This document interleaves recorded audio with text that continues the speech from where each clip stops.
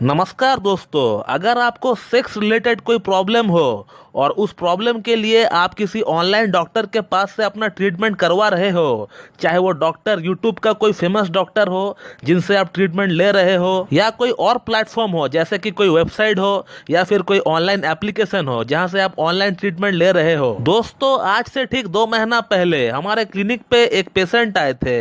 हमारे YouTube videos को देखने के बाद जब उनको पता चला कि मैं भी वेस्ट बंगाल से हूं, तो उन्होंने ऑनलाइन कंसल्टेशन की जगह ऑफलाइन कंसल्टेशन मुझसे लेना सही समझा। और इस पेशेंट का एज है 28 ईयर्स और इस पेशेंट को पिछले 1 साल से इरेक्टाइल डिस्फंक्शन की प्रॉब्लम है। और इस पेशेंट का लिंग में तनाव तो आता है मगर वो सस्टेन नहीं हो पाता है, मतलब इरेक्शन संभोग के दौरान हो पाता है मगर वो रुक नहीं पाता है, वो टूट जाता है। अब ये पेशेंट मेरे पास आने से पहले यूट्यूब के एक फेमस डॉक्टर के पास से इन्होंने ऑनलाइन कंसल्टेशन लेना सही समझा। जिस डॉक्टर ने इनको 4-5 तरह की मेडिसिन इनको इनका एड्रेस पे भेजे थे और उस डॉक्टर का मेडिसिन को खाने का बाद से इनका प्रॉब्लम और बढ़ गया। और इस डॉक्टर का मेडिसिन से पहला ही डोज से इनका लिंग में तनाव आ गया और वो तनाव ऐसा आया कि इनका लिंग में तनाव 4 घंटा सस्टेन हो गया। 4 घंटा इनका लिंग में तनाव बरकरार रहा और 4 घंटा बाद जब इनका लिंग में तनाव धीरे धीरे कम होना स्टार्ट हुआ तो इनका लिंग एकदम फ्लैसिड कंडीशन में ही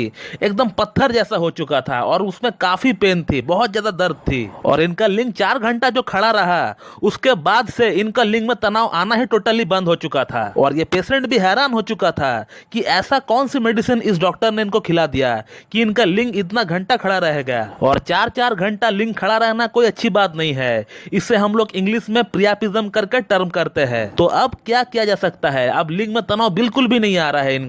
5 से 6 दिन बीत चुके थे, लिंग में टोटली इरेक्शन आना बंद हो चुका था। और इन्होंने अपना डॉक्टर से कांटेक्ट करने का ट्राई भी किया मगर इनका डॉक्टर ने इनका फोन भी नहीं उठाया और ना ही व्हाट्सएप पे इनको कोई रिप्लाई दिया। और फिर उसके बाद ये पेशेंट मेरे पास आए कि इस प्रॉब्लम का सलूशन क्या हो सकता है और इन्होंने मुझसे ऑफलाइन कंसल्टेशन लिया था, ऑनलाइन कंसल्टेशन नहीं, क्योंकि ये जो है वेस्ट बंगाल का ही लड़का है। और मैंने इनको कहा था कि आप जब आएंगे तो साथ में आप उन मेडिसिन को भी लेकर आइए, मैं देखना चाहूंगा कि वो क्या मेडिसिन है।